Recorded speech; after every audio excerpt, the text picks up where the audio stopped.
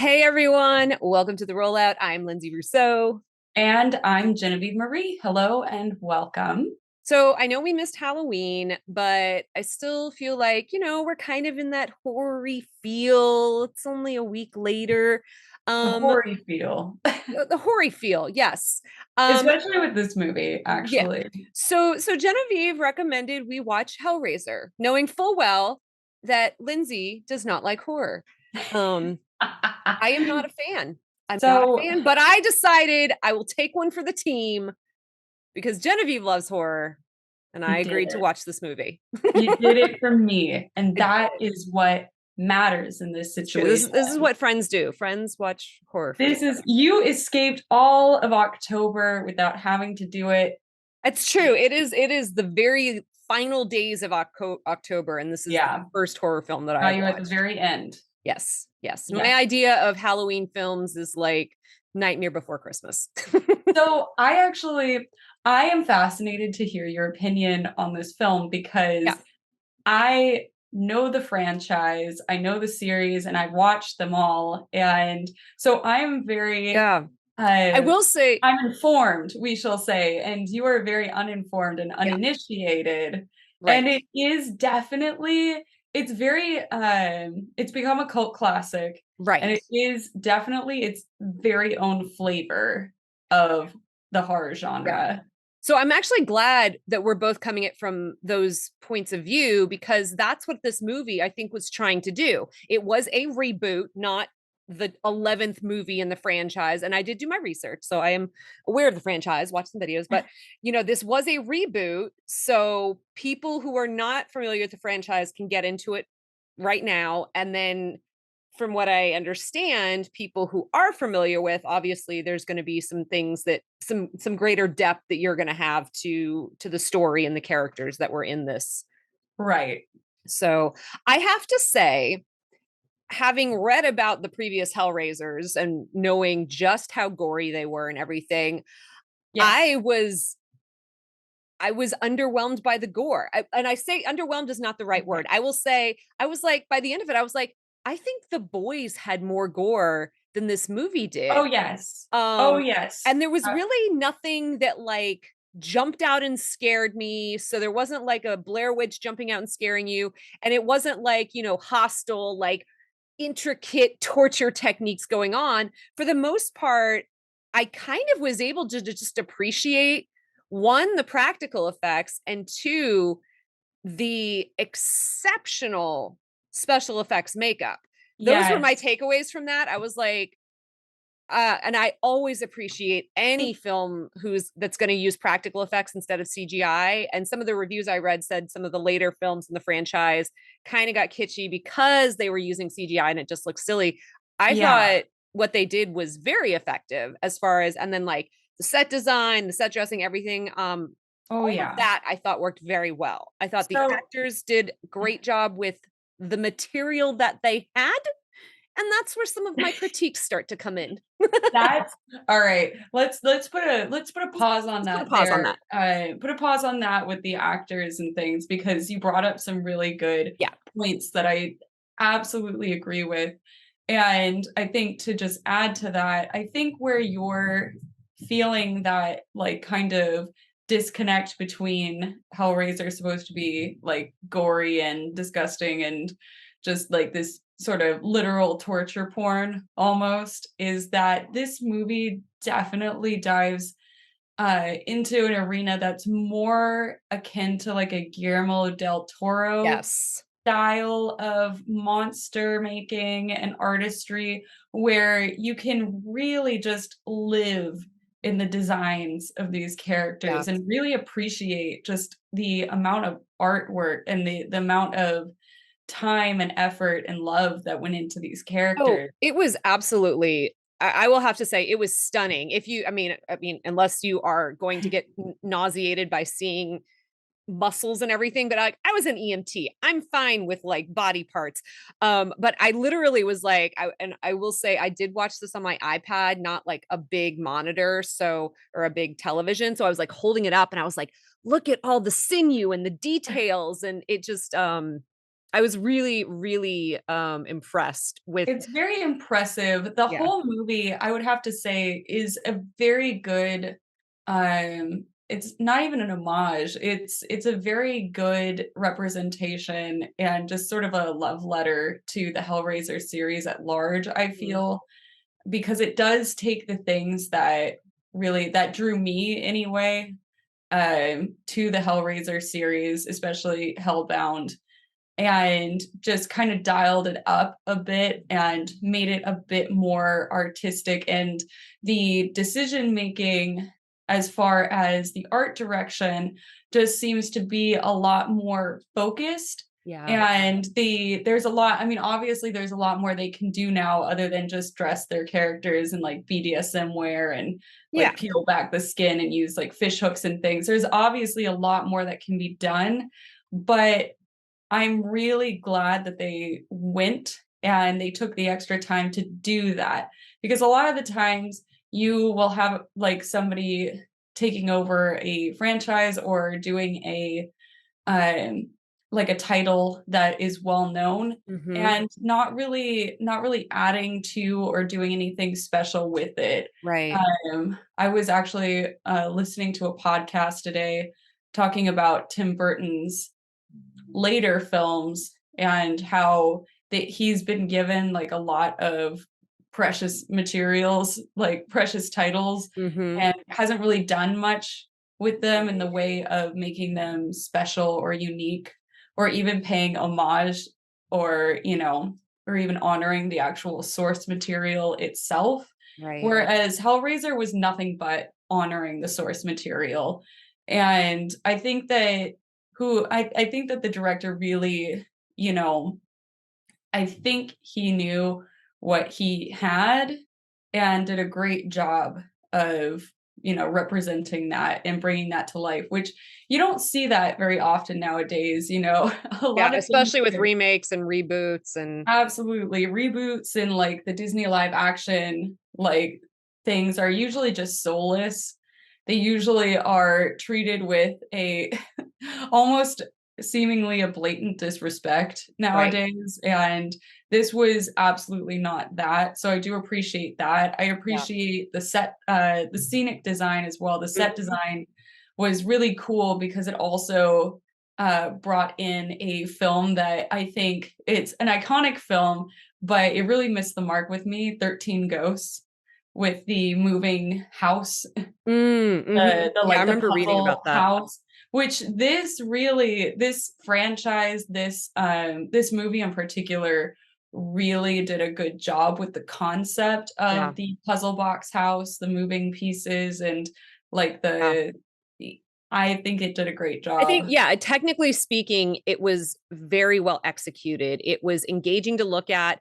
Sometimes horror is overly dark. I thought there was a good balance with their use of lighting. Oh yeah. So I'm not and they at the beginning, yes, as they're doing reveals, okay, some of the creatures are a little shaded, but then you get to see them. It's like if you're going to put In this their much full time and glory. money Yeah. into amazing special effects makeup, please let me see it. So I really loved that, and the way it was shot, the cinematography, the editing. I know some people have complained that it's a little bloated. It's long. It Um is long. I I think they took the right amount of time with it Yeah, I when wasn't. it came to like setting up the characters, the lore and the mythology. There Mhm. are certain things that are bloated in the Yeah. script, but it has nothing to do with the Cenobites or any of that mythology No, and it was lore. like there was some unnecessary, and I'm going to say unnecessary sex scenes in a franchise that was known for being sexual and sadomasochistic. But I But they were honestly, like the most bland sex it was scenes. pretty bland. I was like, oh, I don't think that they were there to be gratuitous. I yeah, think they were there to more so showcase the humanity of the characters. right. Yeah. Um, that being said, like, did they need to be in there? No, like there was a lot of things that could have been cut for time Yeah. that focused on the characters, of which they themselves, which is funny to say, since Because they there's not themselves a were lot of very character development. 2D. There was I have a theory. or rather, I kind of have a defense. It's not a theory. It's a defense of the fact that the characters in this movie are very bland. They're very 2D. There is nothing really to say about Riley except for the fact that, you know, she's dealing with multiple addictions. She can't say no. And like her entire character arc is just kind of learning to live with the Yeah. choices that she has made and that her Yeah. addiction has led her to do. And we know nothing about the other characters We know except nothing about her roommate. we know nothing Who about dies their probably the most relationships. awful death. I know she really did. And I don't know. I mean, I guess we, you know, horror films, we talk a lot about tropes, and, you know, there's the running joke that the black guy always dies first. Well, in this case, I guess it was the Croatian woman first and then the Asian woman second. But yes, unfortunately, and I actually I recognize that actress because I watch a lot of British television. Oh, And I pulled her interesting. up on IMDb and I was like, oh yeah, she's done some really good stuff. And I was like, oh, I feel really bad for you now. Cause like, but you don't Yeah, really know any of their relationships. You are told this is your roommate, the this is Riley's roommate, roommate, and that's about it. your brother's Her brother's boyfriend, your boyfriend. brother. And we know it's her brother. All we ever see is them fight. We don't know anything about their Right. family Which upbringing. I will say, okay, so like I will say that the performer who plays Riley does an amazing job with Absolutely. how little she's given, because I really do feel her lament. Yep. And I do feel every like every awful like I do feel her pain Yeah. and her realization of what her choices and her decision making has, you know, Yep. has been affected by her addiction, has led her up to this entire time. And it's I did really enjoy her performance, but that's an actor doing something amazing with a script Yeah. that And I thought that really doesn't give you I much. thought that for all the actors. Yes, You know, because also yes. quite a few, I mean, again, one of the reasons I've shied from horror movies is sometimes it can be really campy. I don't believe the actors, but for this, I will say I also loved Riley's performance. She wasn't crying the whole time. She wasn't screaming the whole time. She had a lot of nuance. And the other actors, with as little as they had, it felt very grounded. It felt very realistic. It really I just did. wish The they'd had fight more to do. actually was really kind of painful to watch. What was? The fight that she has with her brother, Yeah. um, because I think, like, out of all of there some of the writing in that scene is a little stilted, but a lot of the lines are actually do, mirror a lot of arguments that, you know, I've, Yeah.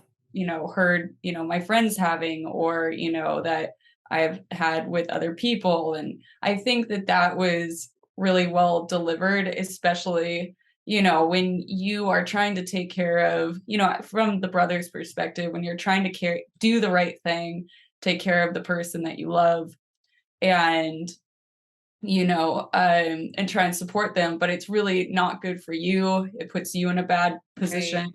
And also the care that you're putting out is just not appreciated, because I mean, the character of Riley actually really does a good job of both regretting her decisions, but also defending them Yeah. as well in the beginning. You know, I think that she does both of these things, which is very typical of somebody in her position, Mhm. you know, addict or not, you know, pathological liar, cheater, whatever it is, whatever the issue is.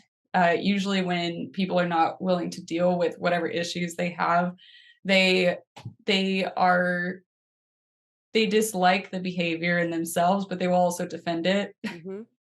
And so I thought that was very real. But anyway, my defense, I do have Okay. a little defense of why that these characters are 2D. And that's because I think there's something really like mythic about the Hellraiser series. Like they have their own sort of pantheon of gods. They have, like, Hellraiser has their own mythology and its own sort of like psycho sexual kind of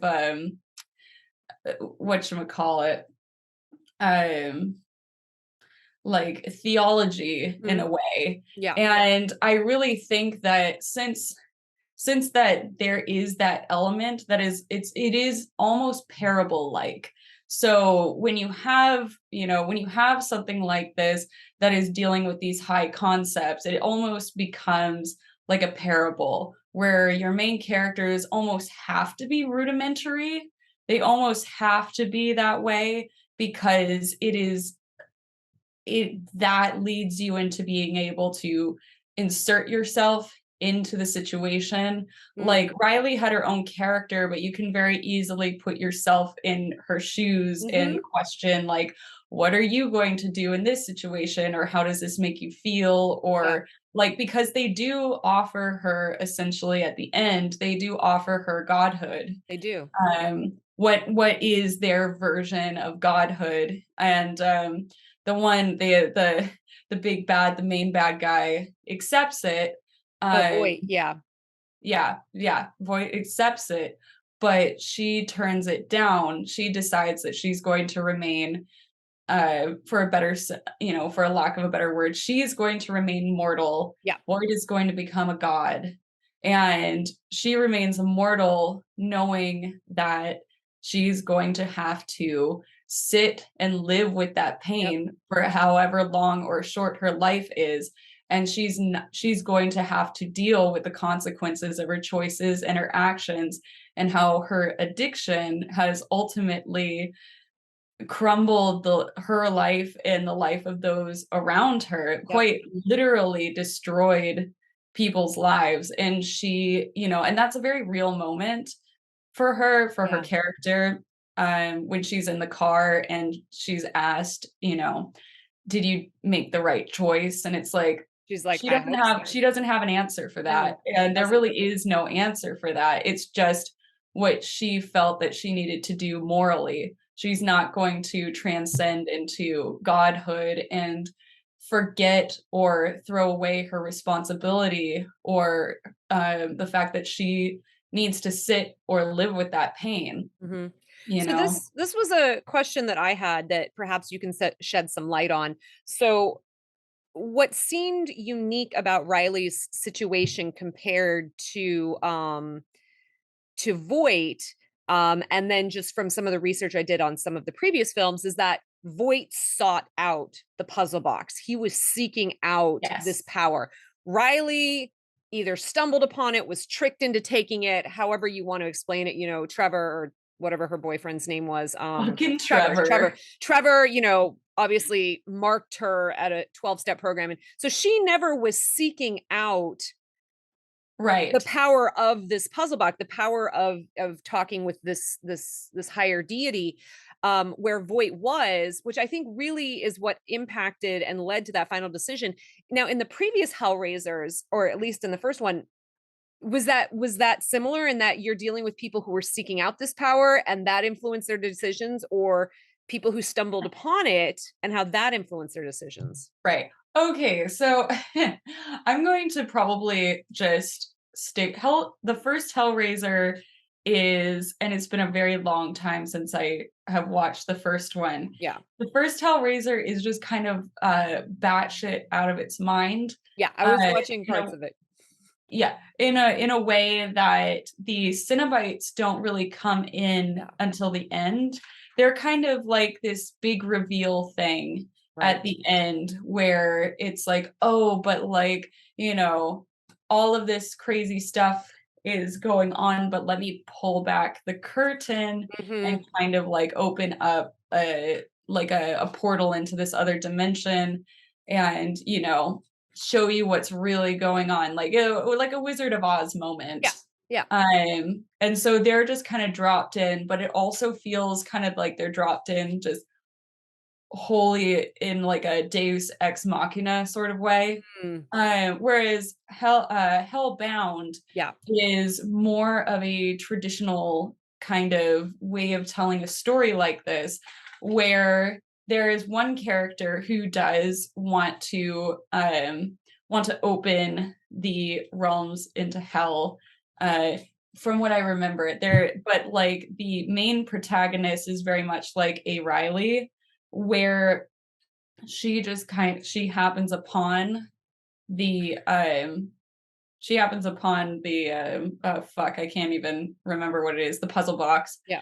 And she opens the gate into hell. She has to go through, basically, she has to travel through hell in order to come out the other side. She does basically a Dante. Yeah, exactly. And she has I think it's her stepfather who is pretty much pursuing her this whole time while she's also trying to stay out of the Cenobites' way, in order to get out of hell. So she literally goes to the Cenobites' world, which they kind of say it's hell. They kind of don't, like, Yeah. kind of an allusion to like this is hell, but it isn't. It's just another alternate universe. But you do have the play on like the people who want the power, who desire the power. Pinhead, the character, actually is originally a human. Yes. In World the War One beginning, soldier, right? yeah, in the beginning, he's a human who finds the the cube, and then he is transcended into the character of Pinhead, and he becomes more of like a high priest type character, um who the Pinhead the Pinhead in this movie is absolutely excellent. Oh, I thought she was fantastic. And I It's know a there was a great lot of turn. comparisons because the previous Pinhead was that actor was so iconic, and everyone seems to be raving about her performance, and I Oh, well, it's a equally completely different agree with it. Yeah. take as well. Hers is a very different take. She's less she is less authoritative in her actions and in her manner of speaking, but she absolutely holds all authority in the Oh, situation. yeah. And I think that she's a lot quieter and a lot calmer. She delivers a lot of lofty dialogue that really does like kind of opine on this whole idea of mythology and One of the things I did really enjoy about the story in this, which I feel is often present in thrillers and not so much in horror films, was that this really wasn't a good versus evil. This was shining a no. light on the corruption of humanity, and that, you know, the priest Pinhead, who she is not called Pinhead in this franchise, just or in this movie, just to be very specific. In none of the promo material do they refer to this character as Pinhead. Um, uh, and the Cenobites, it's like they're just more not even morally ambiguous. They are there to serve a purpose. They're not there to pass judgment. They're not there to like, I mean, they're almost ambiguous, in that it's Right. not like a big Freddy Krueger versus blah blah. It's like, oh no, you made No. choices and here are the consequences of those choices. Yeah. I mean, they're not antagonists in the No. typical sense. See, and the funny thing is like it's more in the way of that they are giving revelation. Yes. It's almost like they're like almost biblical figures, like Yeah. angels coming down to give absolution in a way, because they seem to want to help their victims transcend the human experience. And that's kind of where they've always lived in is this like other um higher level of being, Mhm. of which humans cannot possibly understand unless they are turned into or become one of the Cenobites. It is all about transformation and reaching that new threshold, except the Cenobites basically like drag humans across that threshold, whether Yeah. they want to or not, because it's for their own good. Right. um Right. which Well, which could be said a lot could be said about that in especially Hellraiser and Hellbound, because a Mhm. lot of that is definitely focused on the sort of psychosexual BDSM type of um the BDSM themes, like Right. themes of like, what is accepted and how far is too far, and like what how pain and desire and pleasure can go hand in hand. And but that, like, nowadays, you know we it's that is no longer a shocking or new concept. Like BDSM is no longer a shocking or new concept. Like, No, we had 50 Shades of Grey. That explained I everything. well, that's the thing, I is like say suburban sarcastically. moms now are trying to spice things up with 50 Right. Shades, and all of teenagers and 20 something year olds have the entire internet Yeah. to, search out different varieties I didn't of feel a things. sexual element in this film at all. Okay, that's Like because they made a point of Riley and Nora.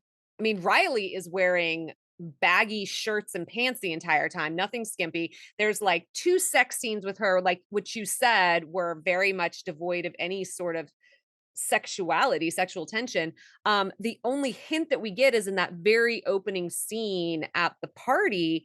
And then, about what's his name talking about how he was a sexual, or the articles saying sexual sadist, or, seeking out the ultimate pleasure. But like right, from everything that I had read about Hellraiser, I was expecting a very heavy sexual, element to right. it. And I did not feel that at all. Well, that's because this is telling a different story. Yes. This one is focusing, so the Cenobites are there to focus on any type of pleasure, Yeah. any type of pleasure that is taboo, I would say. So like if you were going to live your life as a hedonist, but to the extreme to where you do not care what it does to the people around you, like Voight, at Right. the very end, um the head priestess tells him, like, you told the Levanthian that you wanted to have the ultimate pleasure, which is that big, like, key Contraption. thing Yeah. that is like pulling on his nerves. And she says that, that's not what you really wanted. What you really wanted, and I see it in you now, is ultimate power. And so she makes the decision for him to have the Levanthian grant him ultimate power, which is turning him into a Right. Cenobite himself, Yeah. turning him into a god, Well, and giving you're him right. Like, transcendence. mhm. And then for Riley, I mean, her, what she's dealing with is her addiction Yeah, and the pleasure that the comes, pleasure that the comes with that. momentary pleasure that comes from feeding her addictions. Yep. And she could have asked the Levanthian to fulfill that for the rest of her life, whatever pleasure she thinks that is going to be. And she also, well, actually, she was going to She was going to trade bring her brother in back. to get her brother back, which is the Love. form of love. And she realizes that is also indulging in a thing that she cannot have. That she needs to take responsibility, and that she needs to sit with her actions rather than discarding her Hmm. choices that she has made in her life, like anybody discarding the choices that have led them to, wherever they've ended up. Right. And, to sit with that, to live with that, to live with the consequences of that, which is arguably a very human experience, rather than, just tossing that aside, um, in, instead, and grabbing hold of godhood, which would be basically the just tossing all responsibility, all everything away, because I mean, fuck you, you're a god, right? Right. Like, fuck you, got mine. It doesn't matter what I do. What I do now as a god is right, you know? Mhm.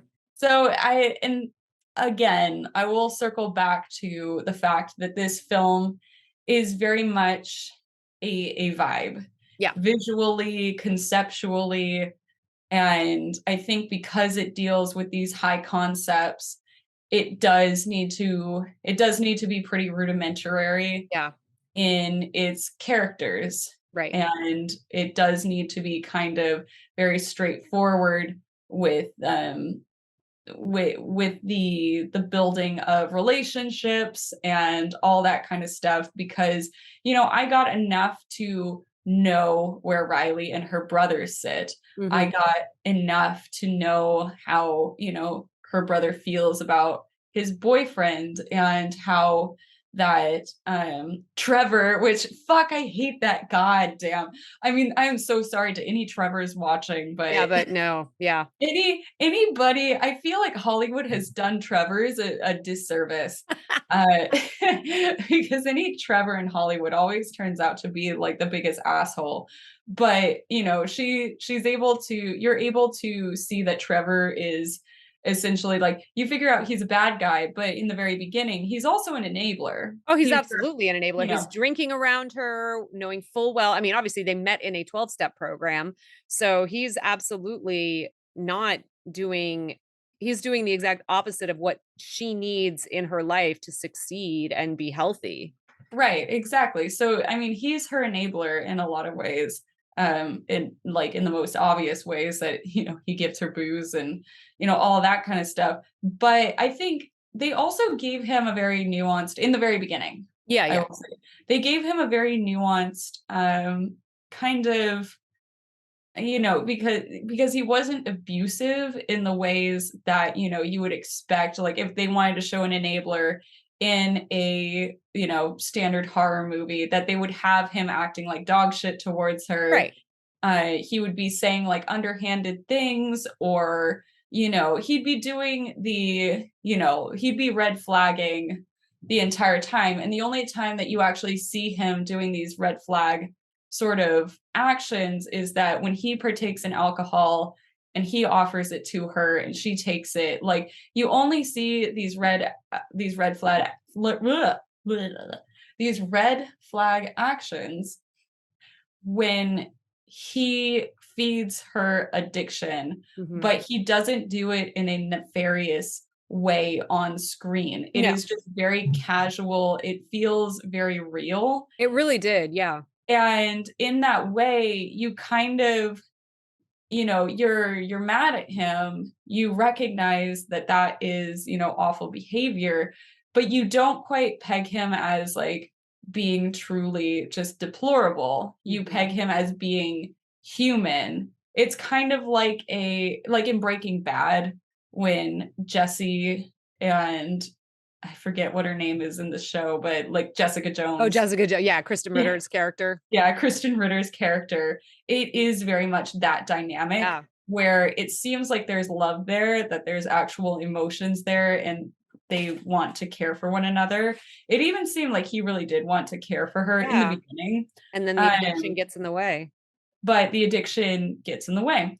So I thought, even though they gave us so little, and this is also a testament to the actors, Yeah. again, because there's so little on the page, but in the directing of the actors and the actors' performances themselves, they were really able to get across the basics of what you needed, and then even sprinkle more on top of it. Like, they didn't just do the job, they did the job Yeah. in a way that I thought was really impressive, I actually. definitely agree with that. Yeah. Um, Again, with what they were given, which it's strange, which is why I can't just write off the script as being basic and being not that good, because they really nailed it with the Cenobites and their messaging on how they wanted that lore, that mythology to go.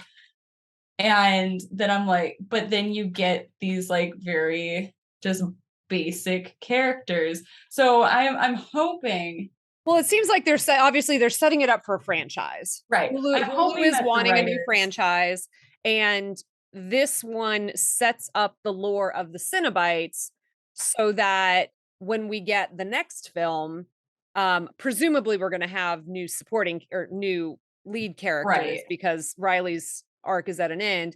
Perhaps we'll have Voight Or is as it? or is it? But perhaps we'll have Voight, back as a new Cenobite. But I'm hoping that yes, they use this movie to really cement and put a stamp on what their iteration of Hellraiser is, their interpretation of the Cenobites, the priest, and that in Right. future installments, they're not going to have to go into that as in depth. They can just build from there, and then perhaps we will see other characters with a little bit more story or character development and arcs and so forth. Right. I did hear um it would be a shame to let all this set up, and it really wasn't just a setup. I feel like if this is all that there is, that is fine Yeah. too. I don't need a franchise. I don't need a sequel to the reboot. I'm perfectly happy sitting with this as it is. But I did hear some talk about people being kind of upset that it didn't get a theatrical release, which I'm going to say right here, right now, theaters are dying. Yeah.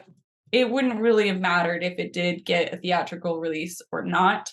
I do kind of question when films like this make it to Hulu or streaming platforms in general and don't get that much ad time.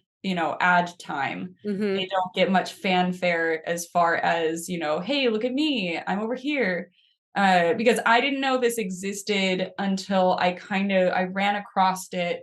I think it was on my PS4 banner for Oh, it like popped up on my Hulu banner. it yeah, on the Hulu banner for like a day or so, and then it was gone. Like, I didn't hear a lot of buzz Yeah. about this being a thing, like, and I also didn't know if it was a movie, if it was a TV show. Yeah. At Um, first, I thought it was a TV show before I looked into it. Yeah. So that in itself is troubling. I don't find anything wrong with releasing No.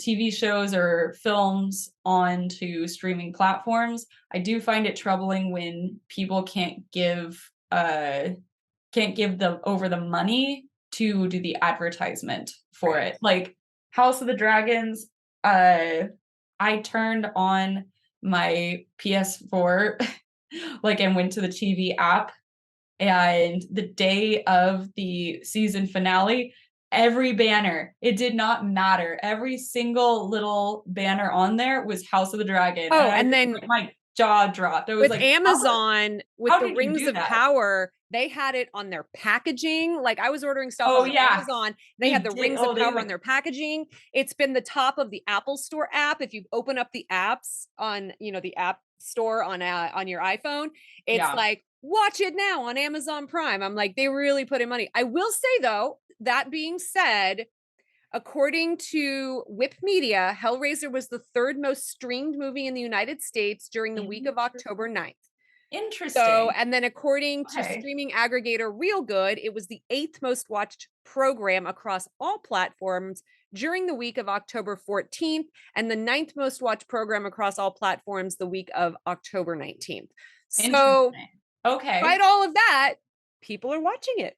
People are what? Well, I think it's definitely, well, there is also a fandom for it. Yes. So who knows? I mean, because I heard about this uh by word of mouth from a fellow fan.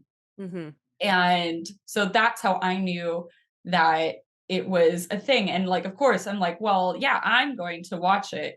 But then I think I'm like, but then, you think about people who either have not seen the franchise or they know of its existence and they're just like, I don't know, I've never watched any of them. They look, and especially for people who may have watched like the last couple films and are like, That were direct to DVD and yeah. like, yeah, no, Yeah. absolutely not. But yeah, no, so No, I mean, that's in good to general, hear. It's just kind of one of those things where you take a huge risk when you don't do the Rings of Power thing, when you don't do, but like, again, that's all in the budgeting. And that is all in what the studio is willing to put out as Right. far as giving you ad revenue, or not ad revenue, giving you money for advertisement. That budget, that advertisement budget Right. is so paramount, because you, as much as word of mouth really does the most legwork for a franchise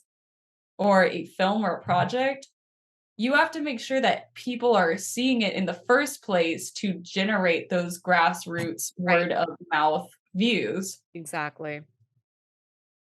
So Yeah, anyway, so I will say, you know what? For someone who doesn't like horror, I didn't hate it. I didn't hate it.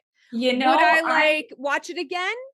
Probably not, but I don't regret watching it, as I have some other horror movies that I've seen in my life that I will there never you get those go. hours back.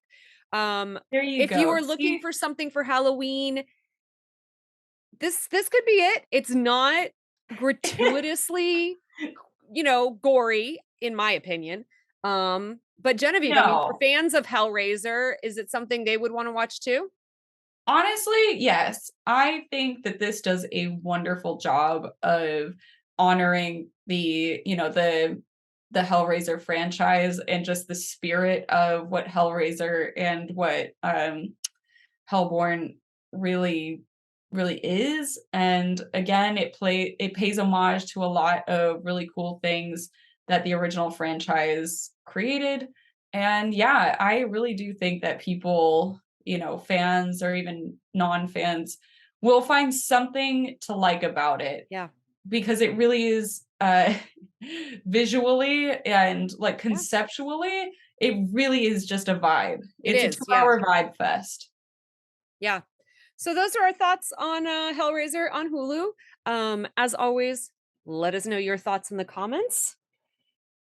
Yeah. Yeah. And this is the rollout. And We we will will geek geek with with you you next week. next week. Next week. Hopefully.